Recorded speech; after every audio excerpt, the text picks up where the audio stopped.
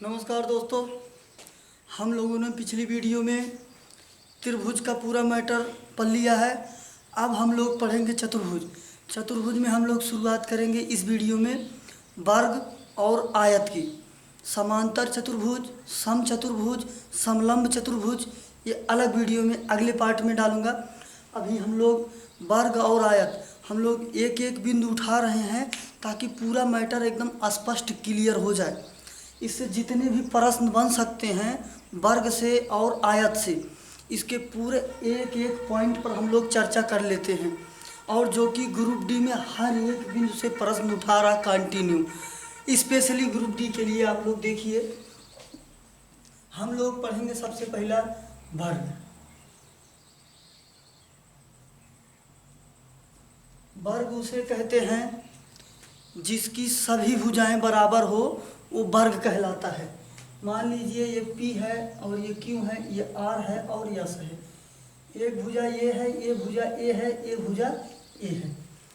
और सबसे बड़ी बात, यहाँ पर 90 अंश का कोण, यहाँ पर 90 अंश, यहाँ पर सभी शीर्ष बिंदुओं पर 90 अंश का कोण बना। कहने का मतलब पहला पॉइंट हो गया कोण P बराबर कोण Q बराबर कोण R बराबर कोण S बराबर 90 अंश। और ये देख लीजिए इसका परिमाप A plus A plus A plus A plus A, मतलब कि सभी भुजाओं का योगफल, अर्थात 4 गुणे भुजा। 4A मतलब 4 गुणे भुजा।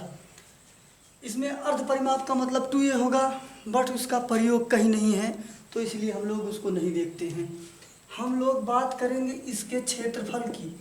तो इसका क्षेत्रफल होता है भुजा का स्क्वायर। ये क्षेत्रफल हो गया इसका भुजा का स्क्वायर। तो हम लोग समझेंगे ऐसे कैसे हो गया भुजा का स्क्वायर, हम लोग इसका मतलब भी तो समझेंगे, बस हम लोग ऐसे याद कर लेंगे। जैसे ये इसकी लंबाई है A, इसकी चौड़ाई है A। कभी भी किसी भी का क्षेत्रफल ज्ञात किया जाता है, अगर वो 2D है तो लंबाई और चौड़ाई का गुणा किया जाता है। अगर इसकी लंबाई A है, चौड़ाई A है तो A स्क्वायर। आप लोग ध्यान रखिएगा, अगर आकृति 2D है तो उसके लंबाई और चौड़ाई का गुणा कर देंगे, उसका हमेशा क्षेत्रफल निकल जाएगा। ये होता है। इस बात को आप, इस पॉइंट को ध्यान रखिएगा। अभी आयत में जो आयताकार पार्क होता है उसके चारों तरफ रास्ते बनाए जाते हैं, उस रास्ते का जो क्षेत्रफल निकाला जाता है उसको समझने में आसानी होगी। चलिए ठीक है, ये हो गया। और ध्यान से ये देखिए, ये एक विकर्ण है, ये एक विकर्ण है। दोनों विकर्ण वर्ग के आपस में बराबर होते हैं। कहने का मतलब PR बराबर SQ, वर्ग के दोनों विकर्ण आपस में बराबर होते हैं। और वर्ग के विकर्ण वर्ग को समान अनुपात में बांटते हैं। कहने का मतलब जितना एरिया ये होगा उतना एरिया ये होगा। वर्ग के विकर्ण एक दूसरे को समान अनुपात में बांटते हैं। ये देखिए बच्चों, हम लोग यहाँ पर अगर देखते हैं गाइस, ये एक बन रहा है समकोण त्रिभुज। और मैंने अभी नेक्स्ट वीडियो में बताया था कि जब भी कभी समकोण त्रिभुज बनेगा तो उसमें पाइथागोरस प्रमेय लगता है। और ये भुजा जो इसकी कर्ण दिया हुआ है ये कर्ण होगा। और विकर्ण को हम लोग D से दिखाते हैं, D से डायगोनल। तो देखिए कर्ण स्क्वायर बराबर लंब का स्क्वायर प्लस आधार का स्क्वायर। इसका लंब भी A है, आधार भी A है, अर्थात D स्क्वायर बराबर 2A स्क्वायर। D बराबर इधर का स्क्वायर हटेगा, इधर रूट आ जाएगा, √2A। तो कहने का मतलब ये कि वर्ग के विकर्ण और उसके भुजा में ये संबंध होता है, वर्ग का विकर्ण बराबर √2 गुणे भुजा। तो ये हम लोग समझ गए। तो ये देखिए, अगर आपको वर्ग का क्षेत्रफल भुजा दिया हुआ तो आप निकाल सकते हैं। अगर भुजा नहीं दिया होगा तो हम लोग कैसे निकालेंगे उसके विकर्ण से, तो ये देखते हैं। ये देखिए यहाँ पर A दिया हुआ है, हम लोग कह देंगे A बराबर D/√2। ये दो इधर मल्टीप्लाई इधर आ जाएगा, भाग हो जाएगा। हम लोग A के स्थान पर लिखेंगे D/√2। इसका स्क्वायर है, हम लोग स्क्वायर कर देंगे तो रूट और वर्ग दोनों कैंसिल आ जाएगा, 1/2 d²। कहने का मतलब ये कि a बराबर, चाहे हम लोग a² कहें या तो 1/d² करें, दोनों में से चाहे जो भी फार्मूला हम लोग लगाएंगे, वर्ग का पूरी तरह से क्षेत्रफल निकल के हमको प्राप्त हो जाएगा। ठीक,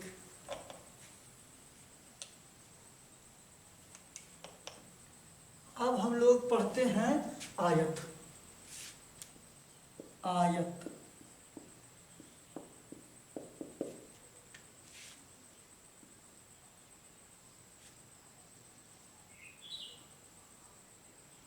आयत का मतलब ये होता है इसके आमने सामने की भुजा आपस में बराबर होती है। कहने का मतलब P, Q, R और S, ये भुजा मान लीजिए अगर इसकी लंबाई L है तो ये भी L है, चौड़ाई B है तो ये भी B है।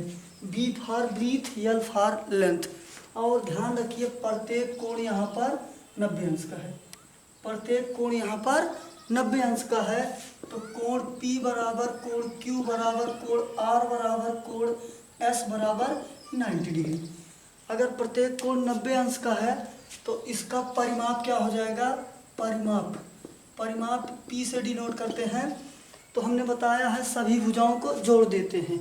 तो देखो भाई यहाँ पर 2 बार L है, 2 बार B है, ये हो गया इसका परिमाप, अर्थात 2 कॉमन कर लेंगे, बचेगा L प्लस B। हिंदी में क्या बोलते हैं? आयत का परिमाप बराबर 2 गुणे लंबाई प्लस चौड़ाई, ये हो गया अपना क्षेत्रफल। मैंने अभी बताया था आपको, कभी भी किसी का क्षेत्रफल निकालेंगे तो उसके लंबाई और चौड़ाई का गुणा कर देंगे, अगर वो 2D है तो बात हो जाएगा। ये देखिए LB, अर्थात कहने का मतलब आयत का क्षेत्रफल होता है लंबाई गुणे चौड़ाई। और ये देखिए आयत का एक विकर्ण ये है और एक विकर्ण ये है। आयत के विकर्ण एक दूसरे को समान अनुपात में बांटते हैं। कहने का मतलब मान लीजिए कि ये O है तो हम लोग कह देंगे PO² प्लस OR² बराबर SO² प्लस OQ²। इससे कभी कभी एक प्रश्न बना देता है, इम्पोर्टेंट है, नोट कर लीजिएगा। ये देखिए इसका परिमाप हो गया, इसका क्षेत्रफल हो गया, इसके प्रत्येक विकर्ण आपस में बराबर होंगे, ये भी बराबर होगा और ये भी बराबर होगा। ये देखिए ऐसा देखने पे आपको पता चलेगा कि ये यहाँ पर समकोण त्रिभुज बन रहा। अगर यहाँ समकोण त्रिभुज बन रहा है तो यहाँ भी समकोण त्रिभुज बन रहा है, यहाँ भी समकोण त्रिभुज बन रहा है। तो हम लोग समकोण त्रिभुज का रूल लगाएंगे, कर्ण स्क्वायर बराबर लंब का स्क्वायर प्लस आधार का स्क्वायर। एक रिलेशन इसके कर्ण लंबाई और चौड़ाई में हो गया, या तो हम बदलना चाहे तो ऐसा कह सकते हैं √L का स्क्वायर प्लस का B का स्क्वायर। इधर का रूट हटेगा, इधर का स्क्वायर हटेगा, इधर स्क्वायर रूट बन जाएगा, ठीक ना। आयत से रिलेट करके एक प्रश्न ये क्रिएट करता है, आयताकार रास्ता। हम लोग आयताकार रास्ते की बात करेंगे तो इसमें 3 प्रकार की बात बनाता है। एक तो ये बनाता है कि रास्ता बाहर से हो, रास्ता अंदर से हो, रास्ता बीचों बीच से हो। जैसे कि मान लीजिए एक ये आयताकार पार्क है, आयताकार पार्क है, चाहे पार्क आयताकार हो चाहे वर्गाकार हो, किसी आकृति में हो, आप बस इस बात को ध्यान रखेंगे जिसका क्षेत्रफल पूछेगा, अगर वो आकृति 2D है तो हम लंबाई और चौड़ाई का ही मल्टीप्लाई करेंगे बस। एक आयताकार पार्क ये है और एक आयताकार पार्क ये है। देखिए कैसे प्रश्न बनाता है, हम लोग देखिए। ये देखिए मान लीजिए रास्ता जो बना है इसके बाहर से बना हुआ है। ये जो अपना आयताकार पार्क है, रास्ता इसमें बाहर से बना हुआ है। इसमें मान लीजिए कि रास्ता अंदर से बना हुआ है।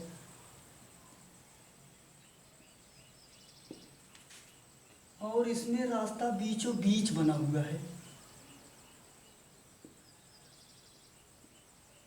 ये देखिए पहला प्रश्न ये है कि मान लीजिए इसकी लंबाई L है, चौड़ाई B है, और ये जो रास्ते की चौड़ाई है, ये रास्ता, ये W है। तो इस रास्ते का क्षेत्रफल, अगर रास्ते का क्षेत्रफल पूछेगा तो हम लोग फार्मूला बता रहे हैं। अगर आयत का पूछेगा, आयत को तो पहले ही बता चुके हैं, लंबाई गुणे चौड़ाई होता है क्षेत्रफल। इस बड़े वाले का पूछेंगे टोटली का, जितना लंबाई दिया रहेगा, मान लीजिए इसकी चौड़ाई अगर W है तो इधर W इधर W, W W जुड़ जाएगा, 2W हो जाएगा। जितनी लंबाई थी, मान लीजिए यहाँ पर 5 थी और इसकी चौड़ाई रास्ते की 2 है, तो ये 2 मतलब कि 4, 9 हो जाएगा। ठीक है, देखिए इस रास्ते का क्षेत्रफल, ए फॉर एरिया, रास्ते का क्षेत्रफल होगा 2W L plus B plus का 2W। ये देखिए बाहर है इसलिए यहाँ पर प्लस किए हैं। और हम लोग, ये W क्या है, रास्ते की चौड़ाई है। W क्या है, रास्ते की चौड़ाई है। ठीक है, अगर रास्ता अंदर से बना हुआ है तब क्षेत्रफल क्या होगा, तो क्षेत्रफल होता है A बराबर 2W L plus B minus का 2W, 2W L plus B minus का 2W। मान लीजिए कि रास्ता जो है, ये रास्ता पूरे बीचों बीच से बना है, तब रास्ते का क्षेत्रफल होता है A बराबर W L प्लस B, यहाँ पर माइनस का W रखेंगे क्योंकि रास्ता अंदर है। रास्ते को छोड़कर ये जो शेष भाग बचा है, इसका अगर क्षेत्रफल पूछेगा तो होता है A बराबर L माइनस W और B माइनस का W। चलिए एक प्रश्न हम लोग तीनों पर कर लेते हैं, बात को प्रूफ कर लेते हैं। मान लीजिए कि इसकी लंबाई 5 मीटर थी, चौड़ाई 4 मीटर थी। ये जो रास्ता है 1 मीटर चौड़ा था, तो हम लोग यहाँ पर कहेंगे 2 गुणे 1, चौड़ाई 1 है, L प्लस B, ये 4 है, ये 5 है, 5 4 9, प्लस चौड़ाई 1 है तो 2 1 कम 2, 9 2 11, 11 दूनी 22 मीटर स्क्वायर। ये देखिए लंबाई अगर यहाँ पर अपन लोगों की 5 थी तो लंबाई 1 इधर बढ़ेगा, 1 इधर बढ़ेगा, कितना हो जाएगा, 7 हो जाएगा। क्या हो जाएगा, 7। और ये देखिए अगर चौड़ाई अपनी यहाँ पर 4 थी, इधर 1 बढ़ा, इधर 1 बढ़ा, कितना हो जाएगा, 4 2 6 हो जाएगा। तो इस वाले का क्षेत्रफल हो जाएगा 4 5 20। बड़े वाले का कितना होगा, 7 होगा और 6 होगा, 7 6 42, 42 में से 20 निकाल देंगे 22। चाहे आप इस फार्मूले से कीजिए, चाहे बेसिक कॉन्सेप्ट से कीजिए, देखिए यहाँ पर भी 22 आया है और यहाँ पर भी 22 आया है, और चाहे जिसमें आप लोग ये रूल लगाएंगे सब में आ जाएगा।